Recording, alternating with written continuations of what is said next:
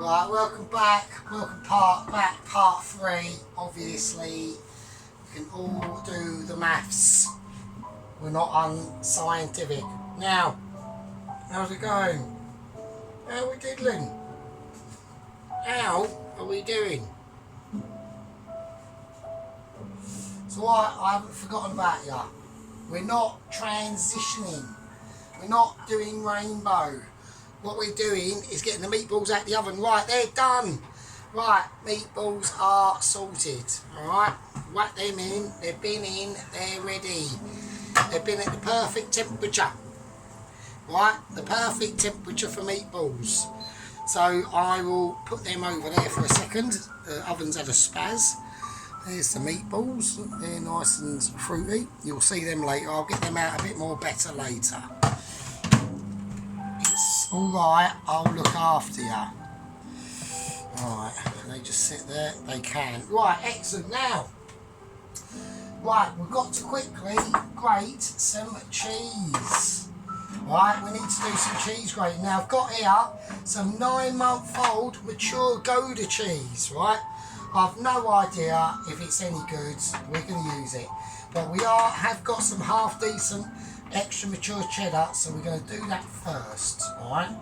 So, because them Dauphinoise, they're fucking well done. So, I'm slightly panicking a little bit.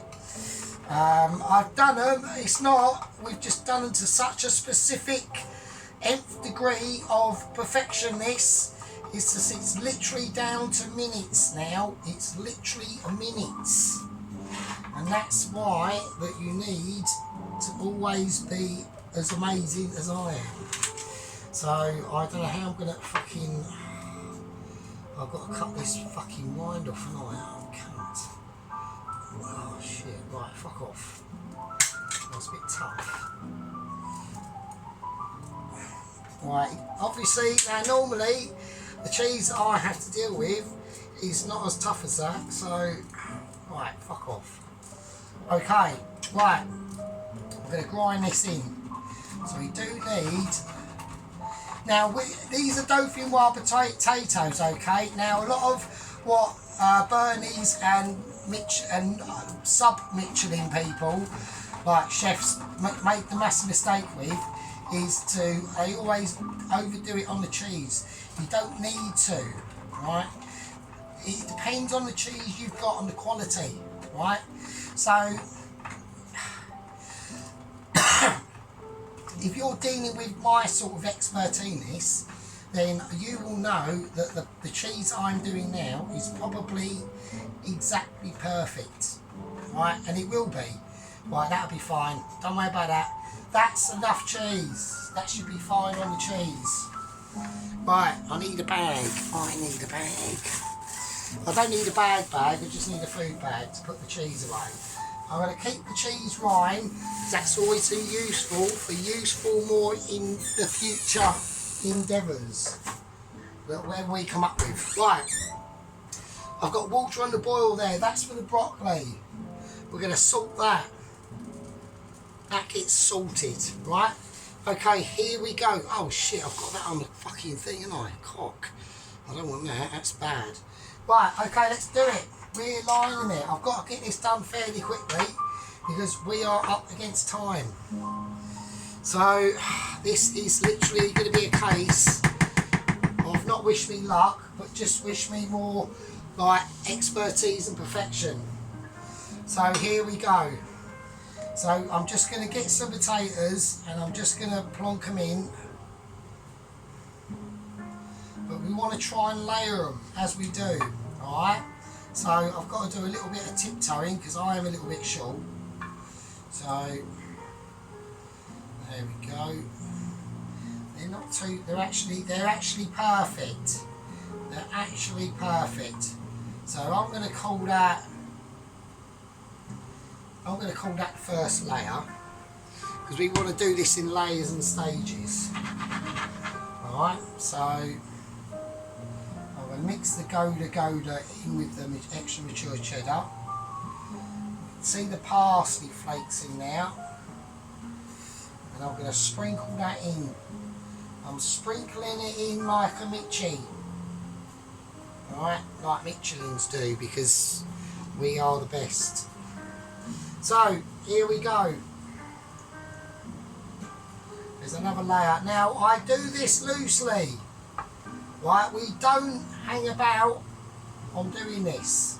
This is such a expertise in manoeuvre that I'm doing that you might find it hard to do it yourself. Now, if you can't do this quite like this, I would suggest that you probably save up. If you're watching Toast Watchers, if there's Toast Watchers watching and they're like the really poor shit ones, you'll have to save up all your money and go to a restaurant and experience it yourself.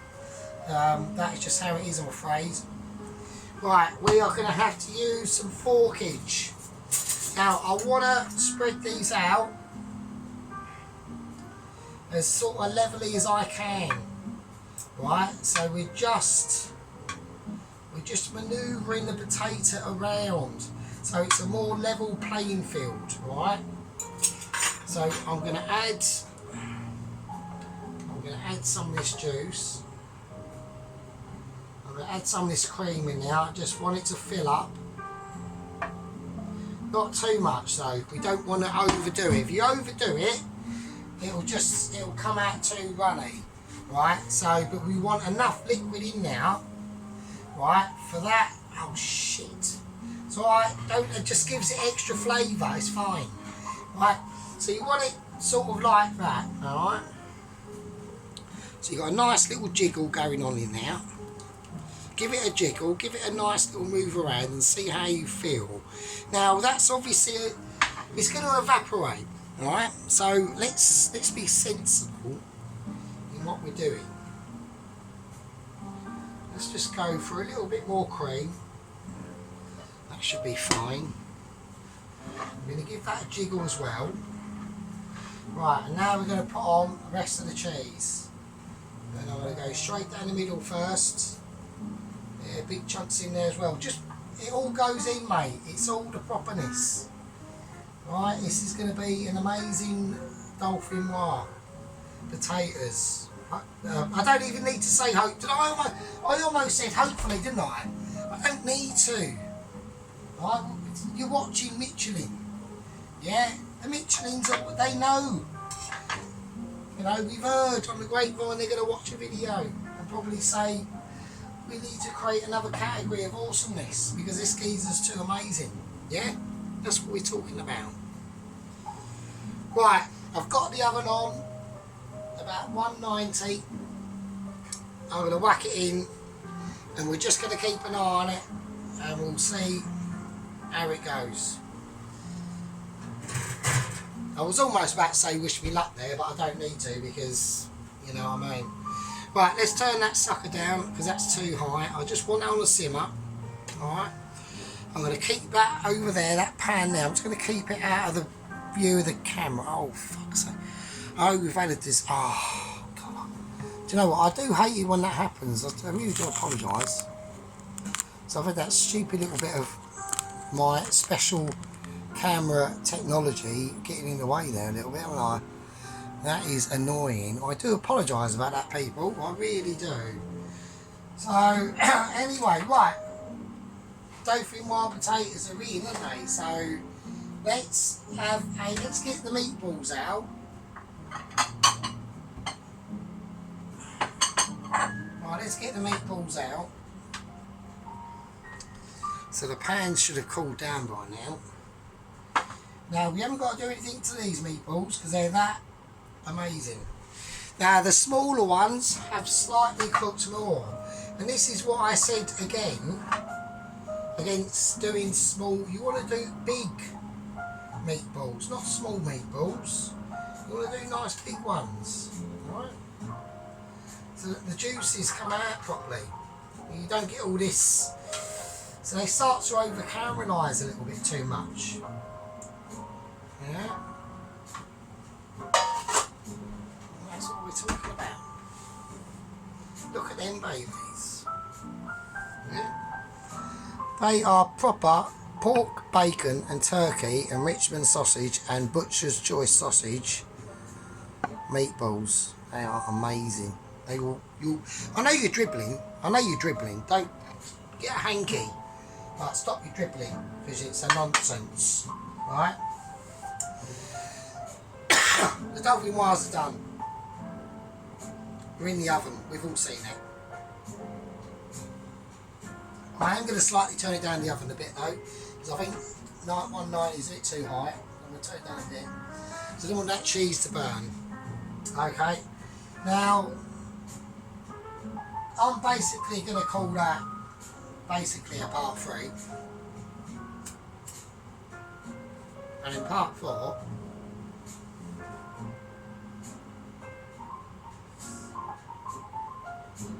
we'll be doing the broccoli.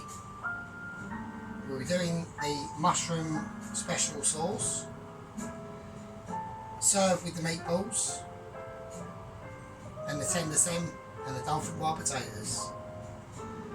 Now that's going to be a lot later, alright? So you are going to be in for a wait. If you're watching this video one after another, you are going to be in for a bit of a wait, because that is not going to be happening until tonight, because I need the Dauphinoise potatoes to set.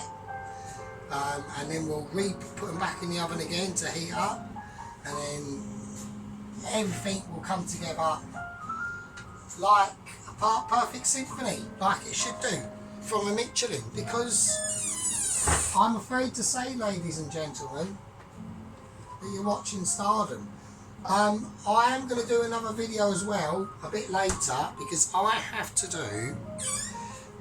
to refill my garlic pot of oil, and this time it's just going to be pure garlic and lemon thyme,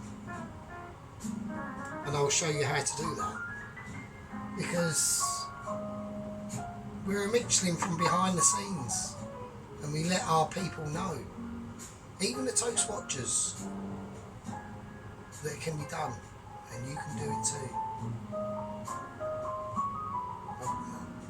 Right, anyway, that's part 3. See you in part 4. I'll leave it with you. Sorry about the tape bit there. Sorry. Yeah.